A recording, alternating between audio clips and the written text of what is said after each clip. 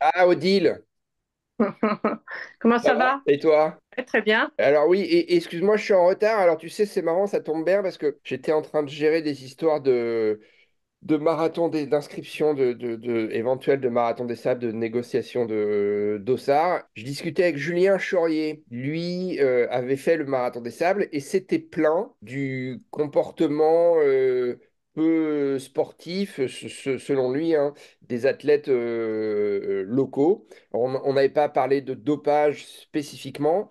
Et là, il me raconte qu'un de ses copains a participé à un half marathon des sables. Tu sais, ils ont décliné une série en half maintenant, où visiblement, faut appeler un chat, la triche des athlètes locaux s'est encore aggravée avec, en plus de ça, aucun contrôle, aucune sanction des organisateurs. Alors, ça faisait longtemps que je voulais avoir cette discussion, enfin une discussion avec toi sur ce sujet du dopage, qui est un sujet bah, encore et toujours d'actualité. En tout cas, j'imagine, parce que moi je suis pas du tout un spécialiste du truc, c'est pas un sujet dont on entend beaucoup parler, c'est pour ça que je fais appel à toi. J'imagine que ça arrange beaucoup de gens qu'on n'en parle pas trop. Voilà. Alors, je me souviens d'une discussion qu'on avait eue, toi et moi, il y a quelques années, quand tu étais venu nous voir avec ton mari aux États-Unis, qui m'avait surpris et qui m'avait choqué, parce que tu m'avais dit que toi, en tant que journaliste spécialisé sur le sujet, tu avais eu des menaces de gens sur qui tu avais enquêté. Alors, est-ce que tu continues toujours tes enquêtes sur ce sujet ou pas? Oui, oui, je continue des enquêtes, hein. Par contre, je suis beaucoup plus prudente qu'à mes débuts. Parce que je prends un peu plus de garantie quand je publie quelque chose. Parfois, je m'interdis certaines choses, un petit peu par peur des menaces, des représailles, du harcèlement aussi sur les réseaux. On en est là parfois. Tout récemment, sur un sujet qui n'a pas grand-chose à voir avec le trail, mais bon, qui a à voir avec le dopage. Donc, comme j'ai répondu à la personne qui me l'a dit, pute pour un site qui est géré par une femme, c'est quand même une injure sexiste. Moi, mon site, il n'est pas monétisé, hein. Je fais ça bénévolement, par passion, par envie aussi que Redonne ton site, c'est quoi ton c'est site? sp15, Oui, c'est ça. sp15.fr. Hmm. Donc, voilà, c'est jamais très loin. On sait aussi qu'on peut vite devenir maintenant aussi le cœur d'une cible par une meute, du harcèlement. Après, il y a eu dans le passé aussi l'accusation de racisme, parce que parfois je relatais aussi des faits qui concernaient des coureurs du Maghreb, hein. Donc ça, je l'ai eu régulièrement aussi. Et après, menaces physiques, oui, menaces de mort sur moi, sur ma famille, menaces physiques sur ma famille aussi. J'ai porté plainte 3 fois, en fait. Bon, plainte classée sans suite, hein. C'est un peu logique aussi parce que c'est des menaces qui sont faites sur les réseaux. Donc les enquêteurs ont quand même du mal à travailler, à enquêter. Bon, même si je suis journaliste car professionnelle, que c'est une profession où normalement, on devrait quand même un petit peu te protéger pour que tu puisses écrire librement. Bon, voilà, y a rien qui a été fait. Le procureur m'avait fait contacter une fois lui-même pour que je redépose, parce que je pense qu'il voulait avancer un petit peu. Donc, je sais que sur la personne qui m'a menacé le plus il y a quelques années, il a été entendu par les gendarmes qui lui ont fait, on va dire, un rappel à l'ordre. Ouais. Donc, Ouais. voilà, mais voilà, c'est jamais très loin. Et encore une fois, je le dis, je suis plus prudente. Il y a des sujets sur lesquels je vais prendre beaucoup de précautions, voilà, parce que je crains un petit peu quand même, je le reconnais, et je crains surtout les menaces physiques, j'y crois pas trop, mais bon, à un moment, quand même, une ou deux fois, j'ai quand même eu un petit peu peur, surtout des menaces qui sont faites par aussi les réseaux, par des messages qu'il faut comprendre. Par exemple, un chien, on t'envoie un message avec un chien d'attaque, donc quand même, ça fait peur, quoi. Parce que ma famille passe avant tout, et puis ma sérénité aussi, et puis je pense que de toute façon, ça en vaut pas la peine. Donc, je continue mon travail d'enquête en sous-main, on va dire. Bon, j'ai un travail rédactionnel régulier sur le thème, et après, je continue un travail d'enquête régulier. J'ai plusieurs informateurs, je remonte des informations, je fais circuler, je fais remonter pour qu'il y ait des choses qui soient mises en place. Deux questions, pardon. La première, c'est évidemment les gens qui te menacent ou qui t'insultent. c'est pas des gens qui signent de leur nom. On imagine bien. La première fois, la personne qui m'avait menacé, y compris menace de mort, c'était quelqu'un qui avait signé de son nom. Ah oui. Donc c'est lui qui a pu être convoqué par les gendarmes. Et après, les autres, non, ce sont des fakes, ce sont des fakes, des profils qui n'existent pas, c'est des faux noms. Il faut reconnaître à la décharge des enquêteurs que vu le nombre de personnes qui sont menacées chaque jour, hein, et la difficulté pour obtenir les adresses IP de la part de Facebook, bah, c'est une mission quasiment impossible. Donc, bien entendu, ils se concentrent sur. On voit qu'actuellement, les enseignants sont quand même menacés en France. Donc, c'est sûr que, voilà, moi, c'était pas majeur, quoi. Hmm. Quand tu dis que tu prends des protections ou que tu as changé ta manière de travailler, moi j'entends ça et je me dis, mais alors du coup, parce que ce qui est intéressant quand même, c'est de faire remonter des noms, c'est de savoir si tel champion ou tel entraîneur, tel réseau et se rend coupable de dopage, quoi. C'est-à-dire que si on peut plus citer de noms, bah, c'est beaucoup moins intéressant quand même, non? Ah, je cite toujours des noms, d'ailleurs, toujours aux grandes dames des personnes qui sont sanctionnées. Je cite des noms, mais je les cite à un stade où c'est plus certain, quoi. Je cite moins la personne dont on pense que je suis plus prudente à ce niveau-là, dans les espèces de pronostics. Et par contre, je travaille toujours dans la lutte antidopage en faisant remonter les noms aux personnes qui peuvent les contrôler ou enquêter sur eux. Après, même quand les gens ont reçu une sanction donc officielle, on va dire, de l'Agence française de lutte antidopage, ben, en fait, ils aimeraient que personne n'en parle, en fait. Et c'est vrai qu'en France, bon, je pense que c'est pareil aux États-Unis, il n'y a pas beaucoup de presse qui fait le relais quand il y a des suspensions de personnes. Donc, sauf si c'est vraiment une grosse star, quelqu'un d'important, bon, là, on va beaucoup en parler, on va épiloguer un petit moment, puis après, on va passer à autre chose. Mais pour des gens parfois de niveau intermédiaire, en fait, eux, ils pensent qu'ils vont être sanctionnés, puis que personne va aller voir la liste. Donc, ils s'imaginent que ça va passer comme ça. Donc, je suis un peu parfois la personne qui dérange parce que ben, moi, je regarde les listes régulièrement, j'épluche un petit peu, j'essaye de comprendre, je remonte en arrière sur les pages parce que parfois, ils publient en retard. Donc, ces gens-là, ben, ils aimeraient être sanctionnés sans que ça se sache. Ils le croient en tout cas, mais quelque part, c'est impossible puisque c'est des publications qui sont faites officiellement, hein, sur le site de l'agence. Mais malgré tout, ils ont quand même cet espoir. Et après, ils ont aussi toujours l'espoir qu'on l'oublie. Et par exemple, j'ai eu des athlètes sur lesquels j'ai écrit des articles après, et donc j'ai rappelé leur suspension parce qu'en fait, ils se disent, le temps fait son œuvre. Et c'est vrai, les gens oublient, à part si c'est bien sûr une grande pointure, on oublie qu'un tel, une telle a été dopé. Donc, les gens passent à autre chose. Et donc, du coup, le simple fait de réécrire un nom, par exemple, il n'y a pas très très longtemps, ça a provoqué une colère, quoi, d'un athlète qui s'en est Hmm. pris à moi parce que il estime que maintenant c'est aussi ce qu'on appelle le droit à l'oubli. Il demande à ce que les articles on supprime leur nom. J'ai quand même reçu une lettre donc ça c'était le défenseur des droits de l'homme, je crois, qui m'a fait une sommation par rapport à un athlète parce qu'il estimait que le fait de laisser son nom publié n'était pas suffisant par rapport à l'information, enfin le droit de l'information. Oui. Là, on aurait dû, enfin, il fallait que j'annule le nom parce que quelque part, je bafouais les droits de la vie privée. Donc en fait, maintenant, on en arrive.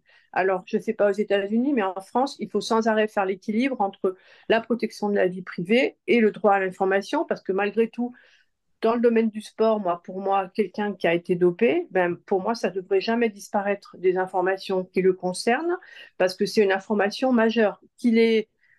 Qui reprennent après en étant propre ou pas, ça demeure quand même une information majeure, parce qu'on en arrive à un système où quand on regarde les biographies des athlètes, les biographies officielles, que ce soit à la FFA ou World Athletic, en fait, si les gens ont une suspension de quelques années, ça y est pas, en fait. Ça n'est que sur la Ouais. base de données la plus sophistiquée, si la Podja, là, qui est gérée en Ouais. Norvège. Donc, du coup, c'est la seule base où tu conserves tout le temps l'arrêt pour dopage. Et du coup, un jeune journaliste, il regarde, il arrive à un championnat du monde, il regarde les biographies, comme on a tous fait, on lit minutieusement. Bon, parfois, il peut ne pas faire attention qu'il y a un trou, parce que maintenant, il y a eu des années où les suspensions, c'était 2 ans, donc quelque part, c'est vite passé. Tu peux te dire, bah, il a été blessé, tu réfléchis pas, t'écris, puis tu peux même arriver à écrire sur quelqu'un qui a été suspendu pour dopage Ouais. et que tu ne le savais pas, quoi. Je comprends la personne qui s'est dopée, qui a pas envie qu'on en parle. Évidemment, je me mets à la place de ces personnes-là. Je comprends aussi qu'elles aient envie que ça disparaisse, quoi. Voilà, soit parce que c'est une erreur de jeunesse, soit parce que bah, c'est des brigands et ils n'ont pas envie que ça sache, quoi. Voilà. Mais tu sais, moi qui suis, bah, comme toi, journaliste, on m'a toujours dit de ne jamais faire d'article concernant le dopage.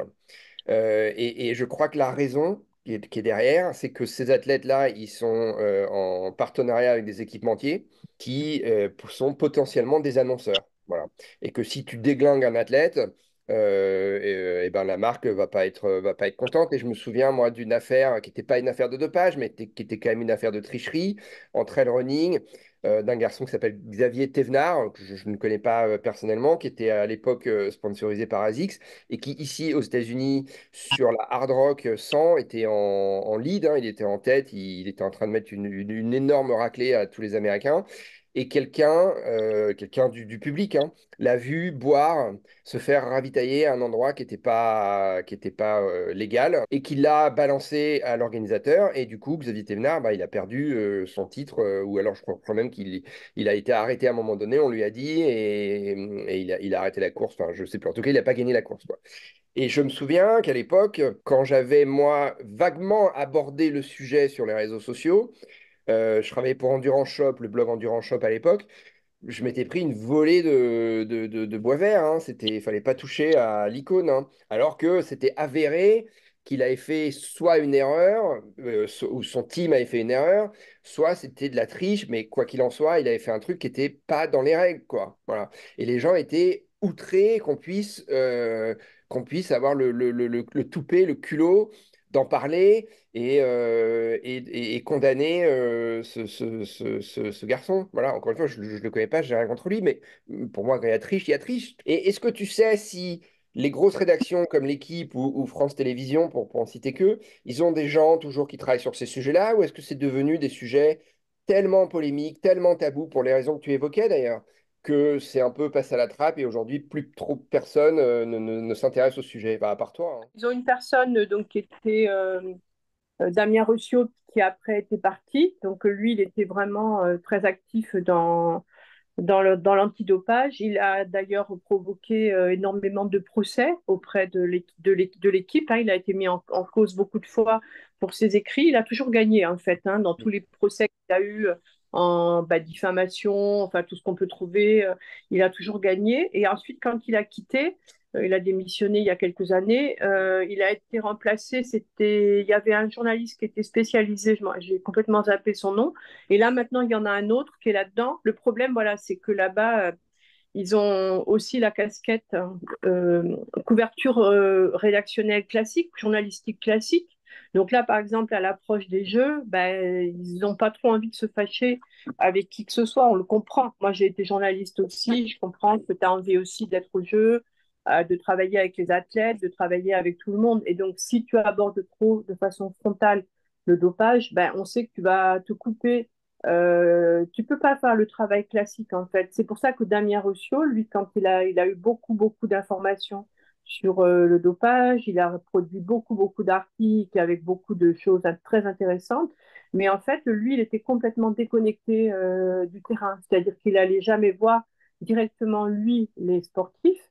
Il travaillait un peu comme moi en fait, en arrière-boutique, on va dire. Moi, je vais plus jamais sur le terrain en fait maintenant. Mm. Parce que quand je vais sur le terrain, quand je vais à un championnat de France, bah, tout le monde me fait la tête parce que bah, à la FFA, bah, on ne me supporte pas parce que je ternis le sport. Voilà, c'est un peu l'idée quand même que je ternis le sport. Ah Donc oui. en fait, au sport et même mes confrères, c'est ce qu'ils pensent aussi. Donc à l'équipe, en fait, ils ont repris quelqu'un, certes, qui est dédié au dopage, mais qui par contre, comme il travaille encore de façon classique avec des athlètes, en fait, il ne peut pas avoir vraiment la liberté parce que demain, il peut avoir besoin d'appeler cet athlète parce que l'athlète a fait une performance. Donc, il ne peut pas un jour mettre en doute ce qu'il fait ou relater, etc., etc. Et le lendemain, venir le voir pour avoir une interview. Ensuite, à France Télévisions, il y a une personne avec laquelle je travaille régulièrement, c'est Thierry Vildary, qui est plus sur le thème, lui, du dopage et maintenant de plus en plus sur ce qu'on appelle les défaillances du système sportif. Donc, c'est beaucoup tout ce qui est lié aux violences sexuelles qui sont très, très importantes dans le sport. On a vu, ça a commencé aux États-Unis avec la gym, mais en France, c'est énorme. Et Ouais. donc, lui, beaucoup d'affaires sur, dans le monde de la gymnastique, sur pas seulement l'aspect sexuel, hein, l'aspect aussi harcèlement, en prise de psychologique sur les jeunes athlètes.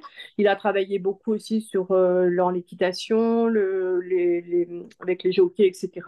Et donc, lui, comme il me le dit, moi, je ne peux pas vraiment faire de l'investigation, je suis tout seul, je n'ai Mm. pas de moyens humains, c'est un travail de fourmi très important. Il faut avoir des gens qui cherchent dans les fichiers, qui épluchent les réseaux, qui traînent, tissent des connexions, qui fassent des rendez-vous un peu secrets, etc. Donc, lui, il en parle un peu. Mais donc, il fait le relais quand il y a des affaires importantes, mais ça, c'est tout. Et puis, c'est vrai que là aussi, il y a l'opposition avec le fait que France Télévisions, c'est le fournisseur, enfin le diffuseur officiel pour le Tour de France. Donc, forcément, qu'en matière de cyclisme, ils n'ont pas quand même une liberté totale. Ils ont quand même dans leur commentateur quelqu'un qui a été plus que pointé du doigt par rapport au dopage. Donc, Mm. c'est sûr que c'est pas un thème qui passionne la presse, hein. Le Monde a complètement lâché le morceau. Stéphane Mandard, qui couvrait toutes les affaires de dopage avant et qui a fait un énorme travail à un moment, il est passé maintenant sur l'écologie, l'environnement. Donc, toute son ardeur de travail, il le met sur ce thème-là qui est majeur, en fait, hein, à connaître aussi les démarches des grands groupes, etc. Donc, il n'y a pas une presse vraiment passionnée par ce thème-là, hein, ça c'est sûr. Quand tu dis qu'il y a un réseau, que toi tu es en arrière-boutique et que finalement tu récupères des informations que les autres vont glaner, ça veut quand même dire qu'il y a des gens qui sont concernés et qui continuent de croire. Donc, et c'est des gens qui sont connectés, c'est-à-dire que c'est des gens qui sont dans ces réseaux-là, que ce soit des athlètes, je ne sais pas qui sont ces gens d'ailleurs, moi, des athlètes, des entraîneurs, des médecins, qui font remonter les informations, peut-être de manière anonyme d'ailleurs. Mais donc, ça veut dire que c'est quand même un sujet qui, au sein de ces corporations-là, athlétiques, il y a quand même des gens qui sont concernés, quoi. Heureusement d'ailleurs, hein. Ça, c'est encore le cas. Quand j'ai commencé à travailler dans l'antidopage, je ne pensais pas que j'ai découvert en fait qu'il y a effectivement des gens qui sont opposés au dopage, hein, et qui sont favorables à donner des informations. Donc, comme tu l'as dit, il y a un petit peu de tout, hein. Il y a des athlètes, il y a des entraîneurs, il y a des officiels, il y a un petit peu de tout. Finalement, j'ai tissé une petite toile de gens qui me font remonter des infos. Parfois, c'est effectivement anonyme via Messenger, mais souvent c'est par des SMS, des téléphones. Et j'incite aussi ces gens à témoigner sur la plateforme qu'a lancée l'Agence française de lutte antidopage, parce qu'en fait, sur cette plateforme, tu peux donner des informations avec ton nom ou anonymement. Et ils ont une méthode maintenant qui, même si la conversation est lancée de façon anonyme, ils peuvent se reconnecter avec la personne pour avoir plus de précision. Donc, il y a quand même des gens qui veulent donner des informations. Ils sont peu nombreux, c'est certain. Il n'y a pas une union sacrée en France entre tous les services qui travaillent sur l'antidopage pour qu'il y ait une ligne directrice pour collecter les informations d'une personne unique et qui dispatche. Donc il y a une déperdition d'informations très importante.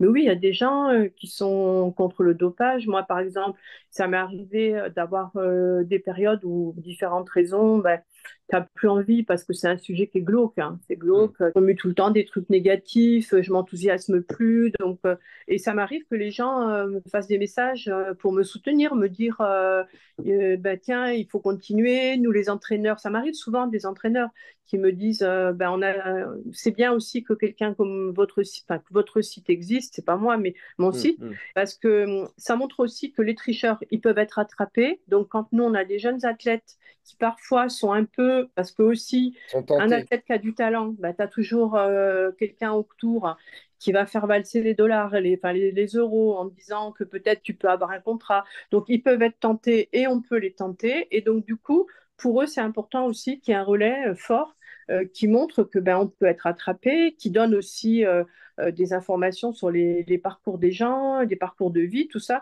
Moi, je sais qu'il y a souvent des entraîneurs qui m'ont dit continuez, on a besoin aussi d'avoir des relais comme ça, parce que aussi le fait de garder le secret sur, enfin, garder, oui, secret les suspensions, les raisons du dopage, etc., ben, ça crée aussi ce mystère, en fait, et je pense que il faut beaucoup de transparence, il faut beaucoup en parler, et moi, je pense que plus on en parle, plus ça peut amener des gens à se dire que, ben, voilà, il faut pas y aller, parce que la première raison, c'est que je peux être attrapée et que ben, ma vie, ça sera plus la même. Parce que quand tu as une suspension pour dopage, ta vie, c'est plus la même. Moi, j'ai vu beaucoup de gens dopés, peu d'ex-dopés acceptent de parler, mais enfin, il y en a quand même pas mal dont on a des nouvelles. Elles sont quand même pas excellentes, hein. C'est souvent un arrêt de vie grave, hein, même familial, même de couple, hein. Donc, c'est vrai que c'est bien de voir qu'il y a quand même des gens qui sont favorables à la lutte antidopage. C'est rassurant quand même. Pourquoi ces conséquences dramatiques là pour ces gens qui ont été qui...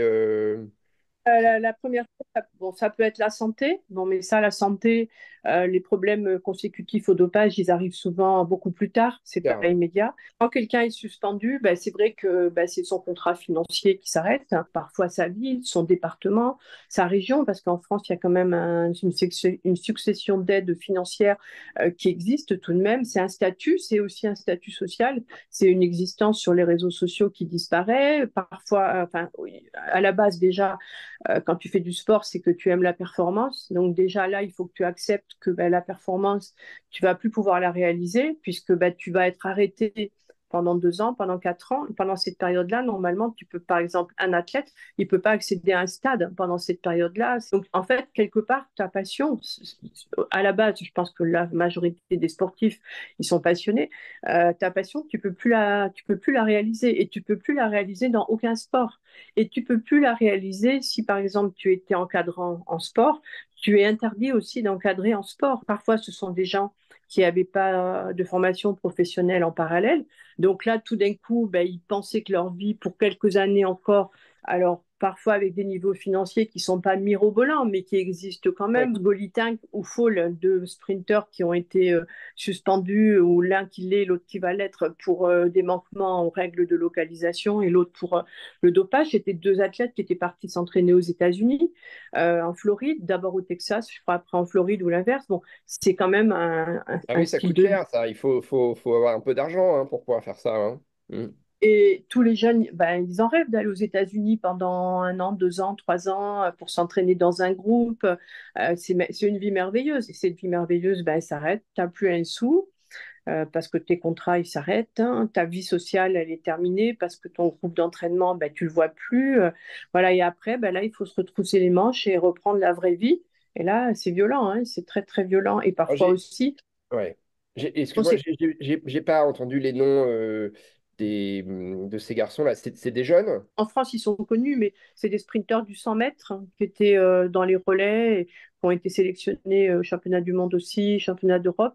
Et après, l'autre coup d'arrêt, il peut être aussi personnel avec ton couple, si tu en avais un, ta famille, parce que aussi tu déçois tes Eh parents. oui. Enfin, Mm, mm. il y a beaucoup de choses, en fait, qui se retentissent parce que donc moi j'en ai plusieurs qui m'ont parlé et qui m'ont parlé ben ils avaient pensé au suicide en fait, hein, parce que finalement ils tombent dans une grande dépression si tu peux plus faire de sport alors que physiquement tu étais habitué. Je pense que c'est quand même aussi difficile, surtout quand tu es jeune, hein. Et donc du coup c'est vrai que pour eux c'est une vie qui s'arrête, hein, ça c'est certain. C'est Mm. violent, hein. Moi, il y a un truc sur lequel, personnellement, encore une fois, je suis journaliste, mais je ne suis pas spécialisé du tout sur ces questions de dopage. et je suis aussi spectateur de plein de sports différents. À la limite, ce sera ma dernière question parce que et je veux que tu sois très transparente, si tu peux, avec moi pour m'aider à comprendre un truc. J'entends tout ce que tu dis, je comprends effectivement que ça peut avoir surtout des atteintes à ta santé. Bon, mais moi, en tant que spectateur de sport, pas complètement, si tu veux, mais il y a une partie de mon cerveau qui se dit, bah, dans le fond, moi, j'en ai rien à faire que ces gens-là soient dopés ou pas dopés. Quand je regarde un événement sportif à la télé, quel qu'il soit, je veux que ce soit spectaculaire. Si le mec il fait des chronos de dingue, bah, je vais trouver ça extraordinaire. Tu vois ce que je veux dire? Il y a le côté où il y a une part de moi à la limite, j'ai pas envie de savoir, je m'en fous. Et je me dis en plus de ça que après tout, c'est leur choix. C'est des adultes. Voilà, alors c'est peut-être des jeunes adultes, hein, mais c'est un choix qu'ils ont de se doper ou de pas se doper. C'est pas, moi, je me sens pas responsable. Et donc, à un moment donné, c'est, voilà, enfin, tu vois, il y a un côté un peu détaché que j'ai et que peut-être partagent d'autres gens qui se disent, bon, après tout, tu vois, et alors encore plus, quand il y a des sports ici aux États-Unis qui sont très, très spectaculaires, comme le football américain, où il y a eu plein d'histoires de dopage, mais pas seulement, hein. Il y a aussi des histoires de chocs sur les casques, avec des vrais traumatismes graves, des conséquences pour la vie après très, très importantes. Mais je crois que la majeure partie des spectateurs, bah oui, alors ici aux États-Unis, il y a un phénomène sur ce sport, par exemple, c'est que les parents ne mettent plus leurs jeunes à faire du football américain. En tout cas, les parents de classe sociale, ils n'ont pas besoin de ça pour vivre, et ils n'ont pas besoin que leur enfant réussisse dans un sport professionnel pour s'élever dans la société. Donc, ils ne les mettent pas au football, tu vois, au football américain. Ils préfèrent qu'ils aillent faire d'autres choses parce que c'est trop risqué. Mais est-ce que tu entends enfin, en tout cas, est-ce que tu peux me convaincre euh, ou m'expliquer, si tu veux, pourquoi c'est important de lutter contre le dopage? C'est une question très bête, hein. Peut-être que je suis très con là dans ce que je te dis, mais il y a un côté spectateur, moi, où, à la limite, je m'en fous un peu, tu vois ce que je veux dire? Je pense que c'est le point de vue commun, hein, il faut dire la vérité, c'est-à-dire que ton point de vue, c'est le point de vue le plus répandu, c'est-à-dire qu'en fait, les gens, ben, ils veulent voir un spectacle et puis ils n'ont pas trop envie de savoir ce qui se passe derrière ou ce qui se passe pas derrière. Donc ça, je pense que c'est un petit peu vrai quand on connaît pas un sport, qu'on regarde comme ça, c'est vraiment un spectacle. Après, quand on connaît un sport, comme moi qui connais l'athlétisme, tu vois quand même des gens qui n'ont pas voulu utiliser de produits et qui se font constamment battre par des gens qui ont voulu utiliser. C'est quand même dur à voir. Moi, j'ai vu des scènes régulièrement avec des athlètes qui étaient battus et qui auraient pu avoir un meilleur résultat si les Hmm, concurrents n'avaient pas été dopés de façon très forte. Après, il y a les aspects santé quand même, on ne peut pas le négliger. Et après, je pense que quand même, on n'est pas... Enfin, pour moi, je ne suis pas dans l'esprit où de me dire c'est les jeux du stade et puis bah écoute, c'est pas grave, s'il y a des morts, on s'en fout. Et aussi, on est maintenant devenu quand même de plus en plus informé sur ce qu'est l'emprise en fait psychologique sur les sportifs. Bon alors. Dans les couples, ça on le sait maintenant, mais surtout aussi dans le monde du sport, on s'aperçoit que la liberté du sportif, elle est quand même relative, hein. Elle est relative parce que bah, il reçoit beaucoup de pression autour de lui, des entraîneurs, de son club, de ses sponsors, maintenant des réseaux. Je pense que réellement, à un moment donné, la personne a plus son libre arbitre, hein. Si elle est entourée que par des gens qui le poussent à se doper, ben, quand même, humainement, je trouve que c'est quand même triste. On s'aperçoit qu'il y a quand même énormément de sportifs de haut niveau qui souffrent de graves dépressions à leur arrêt de carrière ou même pendant leur carrière. D'ailleurs, il y hmm, a un bon documentaire là sur Netflix qui avec plusieurs sportifs de différents sports qui dévoile un peu ce qu'a été leur profonde dépression avec parfois tentative de suicide ou sombrer dans l'alcoolisme. Je pense que quand même on doit quand même pas exiger toujours du sportif toujours plus quoi. C'est comme si nous on nous demandait tous les jours de faire toujours plus quoi. À un moment donné je pense que c'est pas possible, quoi. Il faut admettre qu'il y a des limites. On devrait admettre qu'il y a des limites physiologiques. Les records du monde, ils sont pas faits pour être battus sans discontinuer. tout le temps, quoi. Il faudrait admettre qu'il y a une limite, qu'il y a des limites physiologiques et que la personne, ben, elle est leader de la compétition pendant 1 an, pendant 2 ans, elle est numéro un et déjà c'est beaucoup. Et au moins, on ne serait pas toujours dans l'exigence d'augmenter le niveau de performance parce que là, c'est ce qui se passe et c'est sûr que c'est quand même dommageable. On voit quand même des histoires tristes hein, d'athlètes qui sombrent vraiment dans des tourments. Qu'on se dit, mais c'est triste d'imaginer qu'ils ont fait du sport pour être bien, pour être en forme à la base. Ouais. Et puis, Mm, mm. voilà, après, moi, je fais la comparaison avec nous tous, c'est-à-dire que nous tous, ben, on veut bien être bons, excellents dans notre travail, mais est-ce que tous les jours, on voudrait battre le corps du monde? Tous les jours, on voudrait être médaille d'or olympique? Non, de temps en temps, on a envie de se dire ça, mais pas plus, quoi. Et je pense que ça, quand même, actuellement, dans notre société, cette culture de l'extrême excellence Ou de l'extrême spectacle. de l'extrême spectacle au mépris de l'humain, moi je pense que c'est quand même dommageable, quoi. Ça concerne pas que le sport en fait, ça concerne un peu toutes les strates de la société parce que peut-être c'est le sport qui a contaminé ça par ce côté performance parce que c'est vrai que le sport c'est des belles valeurs et aussi la compétition extrême avec bah, écraser son voisin et Ouais. finalement on a des Mm. choses qui se sont tellement répandues dans notre société d'une façon générale et que c'est dommage parce que c'est pas comme ça qu'on devrait vivre, quoi, en s'écrasant les uns les autres. Et moi, c'est quand même aussi un côté humain qui doit primer. Alors c'est vrai qu'aux États-Unis en particulier, il y a plein de sports qui sont hors contexte de dopage, donc il y a une injustice très importante. Ben, aussi ces athlètes, ces sportifs-là, qu'est-ce qu'ils vont devenir quand on voit sur le problème dont tu parlais tout à l'heure sur les chocs sur la tête pour le foot américain. Bon, là, en France, c'est sur le problème du rugby.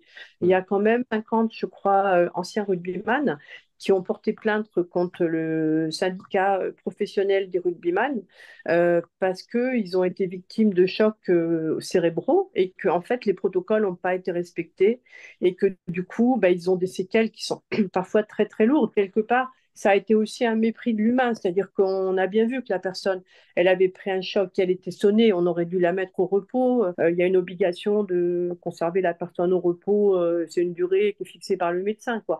Mais dans le passé, c'était pas comme ça. On exigeait des gens qui retournent sur le terrain rapidement. Et du coup, ben, il y a des gens qui ont des séquelles, ben, des sautes d'humeur, il y a eu des portraits pathétiques hein, d'anciens rugbyman. Et donc, pour moi, c'est un peu pareil, quoi. C'est-à-dire, c'est cette culture du spectacle, hein, de l'excellence dans son aspect négatif, ça se fait trop au mépris de l'humain et je pense que sur le long terme, c'est D'accord. pas bon. J'ai l'impression qu'il y a un peu une opposition entre le côté sport-spectacle, le côté spectaculaire du sport, où toi, en tant que non spécialiste, tu as envie de records, tu as envie de voir le mec courir plus vite, sauter plus haut, que les chocs soient encore plus forts ou violents. Et puis, effectivement, la santé des athlètes, quoi. J'ai l'impression que c'est aussi un peu, peut-être une des raisons aussi pour lesquelles les médias se mettent pas forcément trop dans le dopage. Et puis en plus, comme tu le disais tout à l'heure, c'est souvent des histoires qui se terminent mal ou c'est des univers très glauques. Et je pense qu'il y a un petit peu cette opposition aussi. Tu crois pas ça? Oui, bien sûr, c'est sûr que bah, pour les médias, malgré tout, le positif, c'est toujours de sublimer l'exploit et de mettre en avant les performances. Voilà. Et c'est là où moi, je mets le petit bémol, c'est que on doit mettre en avant les performances, mais quand même en mettant parfois des petits bémols, parce que ça suffit quand même aussi à alerter aussi sur le fait que bah, il y a peut-être des choses qui sont un petit peu trop surnaturelles. Là, par exemple, on a quand même sur le marathon des vagues de performance à des âges très avancés. On peut quand même s'interroger sur ce qu'il y a derrière ça, mais c'est des sujets qui demeurent tabous en fait, parce que encore une fois, ben, les athlètes ils seront seuls quand ils devront payer la note de ce qu'ils ont pris pour aussi rentrer dans les cases des médias, parce que ben, les médias en ne donnant la parole qu'aux gens qui perfent le plus, quelque part, ils encouragent aussi ce système-là en mettant toujours en avant les gros résultats, sans montrer parfois les fêlures qu'il peut y avoir derrière, la complication. Ben, je trouve que quand même ils sont un peu complices et surtout parce qu'aussi, ben, on le voit avec certains médias, en particulier Internet, on parle que du positif, mais quand il y a du négatif, on le tait. Donc, par exemple, sur les performances chronométriques, il y a un site français, là, que je ne citerai pas, qui est que dans le Mm. positif. C'est toujours plus, les allures, etc. Donc, les jeunes qui regardent ça, ils regardent les chronos, ben, dis donc, c'est tant en kilos, et moi, j'en suis loin. Donc, ben, Ouais, et quelque part, alors je ne vais pas dire que ça encourage au dopage, mais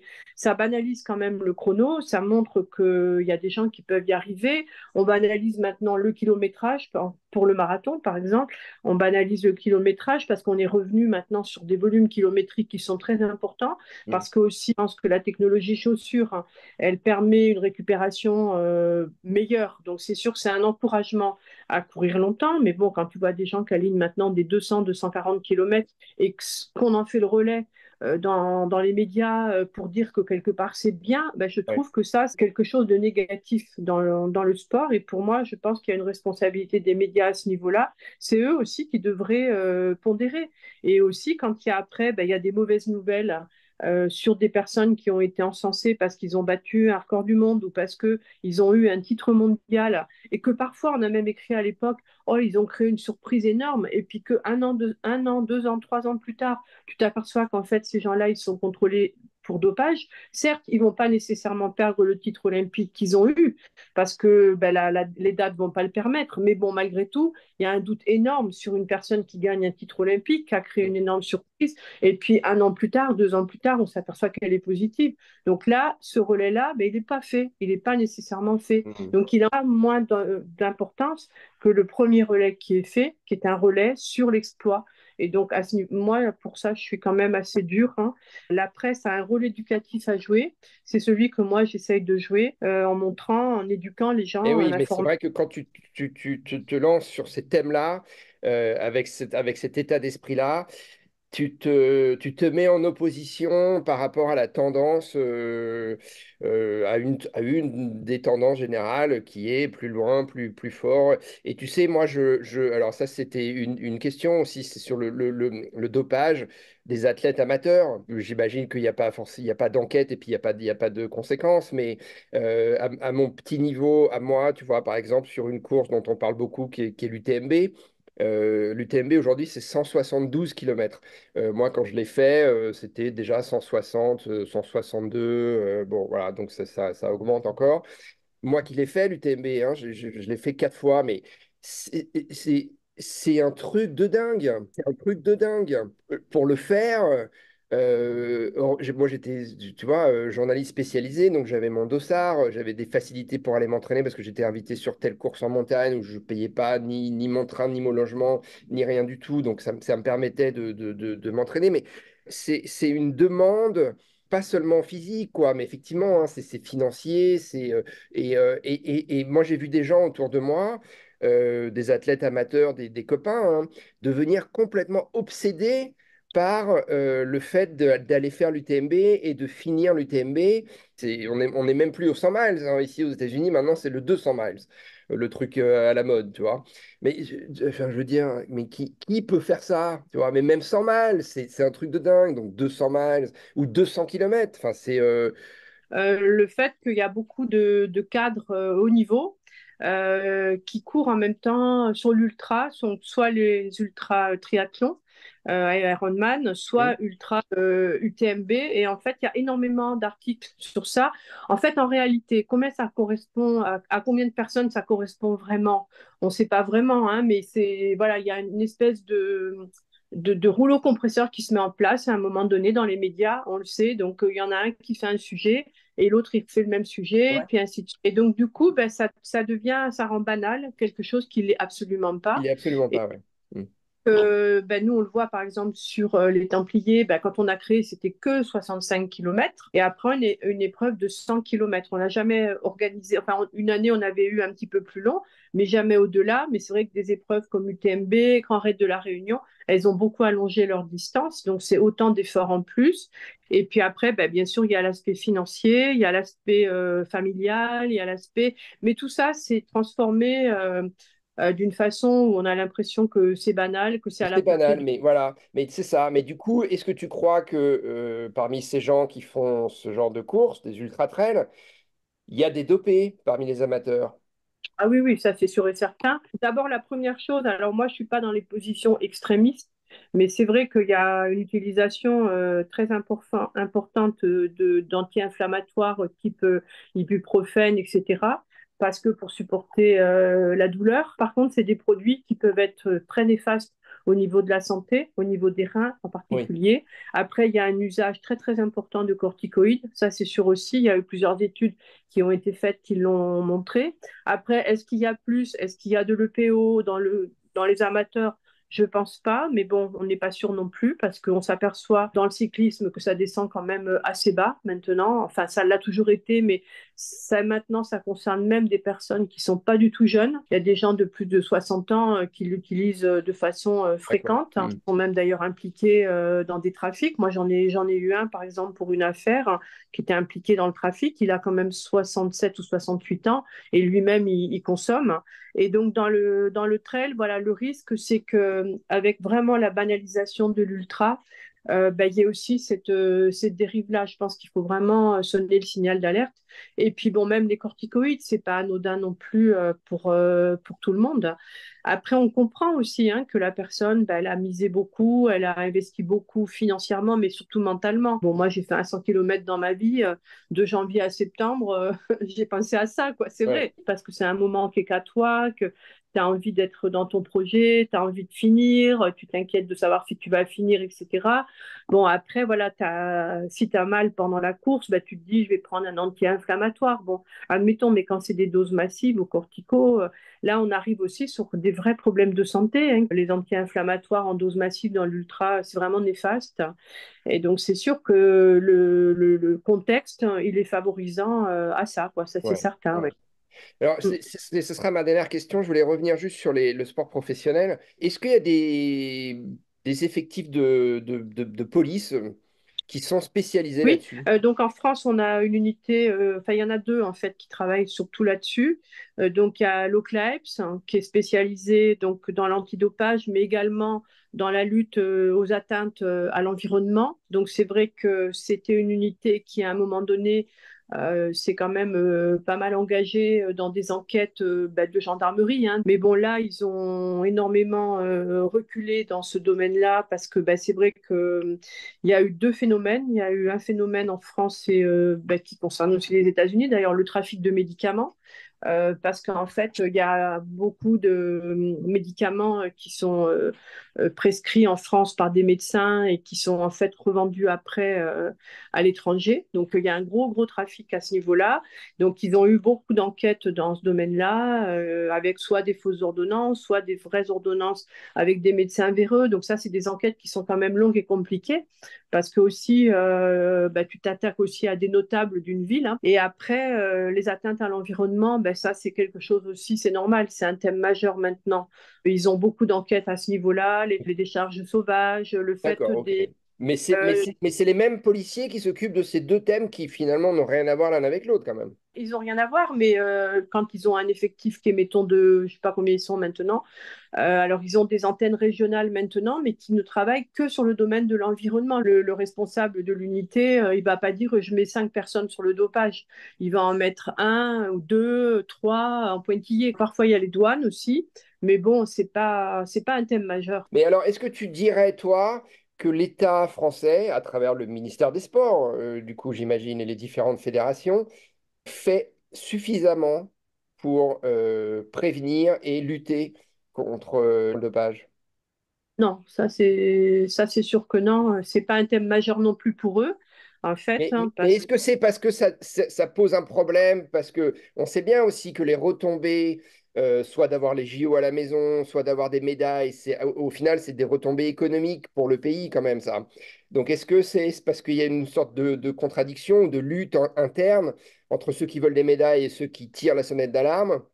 Ou est-ce que Je c'est pense juste parce que la France n'a pas suffisamment de moyens? C'est peut-être les deux, mais je pense aussi que, comme toujours, on s'aperçoit que des moyens, quand on veut en donner, on en trouve, hein. On le voit avec l'actualité permanente. Là, c'est les agriculteurs. Demain, ça sera autre chose. Quand il y a une montée en charge, ben, on trouve des budgets. Après, non, ça n'intéresse personne, en fait, et surtout pas les fédérations sportives, hein, parce que ben, je pense que dans les fédérations sportives, il y a quand même peu de gens qui sont favorables à la lutte antidopage parce que ça va avoir pour effet de perdre des médailles, de perdre des résultats, de perdre des classements qui peuvent être intéressants. Et Ça donc de donne perdre des aussi, subventions. et voilà, les subventions qui viennent du ministère. Tu as été coupé là. Moi, je te disais de perdre des subventions, du coup, forcément. Ça provoque la perte de subventions, oui, parce que les partenaires privés, ben, c'est vrai que c'est mieux d'investir sur une fédération qui a des résultats, qui a des performances, dont on voit les champions à la télé. Quand Eh ils oui. reviennent olympiques avec une médaille d'or, ben, ils vont faire 15 ou 20 émissions de télé, de radio, Eh oui. de podcast, donc c'est énorme. Donc c'est sûr que quand tu t'attaques à ce problème-là, tu tues un peu la poule aux œufs d'or. Donc c'est sûr qu'on comprend qu'il y ait des réticences et que du coup, voilà, on tourne un petit peu la tête. Et puis des moyens, non, on n'en a pas trop, on n'en a pas du tout. On ne voit pas par exemple que la FFA organise régulièrement des colloques sur le dopage, de la formation. C'est très rare. Enfin, c'est pas des sujets qui sont considérés comme majeurs par les fédérations sportives, quelles qu'elles soient. Ouais, ouais. Et les pauvres qui, au sein des fédérations, organisent des colloques contre le dopage, ils doivent pas se faire forcément que des copains dans leur bureau, quoi. Hein. Pas toujours. Voilà. Bah oui. Voilà. Bon. Allez, je te dis à bientôt. Je te remercie, Odile. Merci beaucoup, hein. Bon courage. Ciao. Bye bye. All the secrets that you're holding, all the memories you hide, all the frail thoughts that echo in the corners of your mind. They won't even last a moment, they will soon be swept away when the ocean takes you in its arms and carries you away. You carry all your burdens on the cross around your neck. You take whatever's left that you could salvage from the wreck, and the hard past will follow you like a lost dog on the beach, nipping at your trail till you've drifted out of reach. Yeah, turn around, there's nothing to see here. Run away, no reason to be here. It's the ghost who never goes away.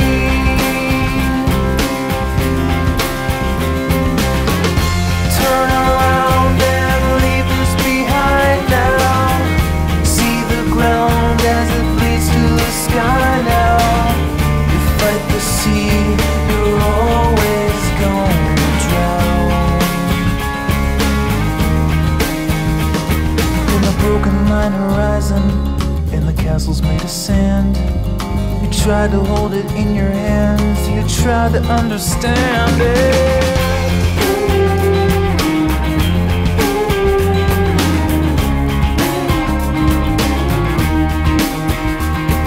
The ocean asks the questions, and it holds the answers too. It dissolves away the lies about the things you thought you knew.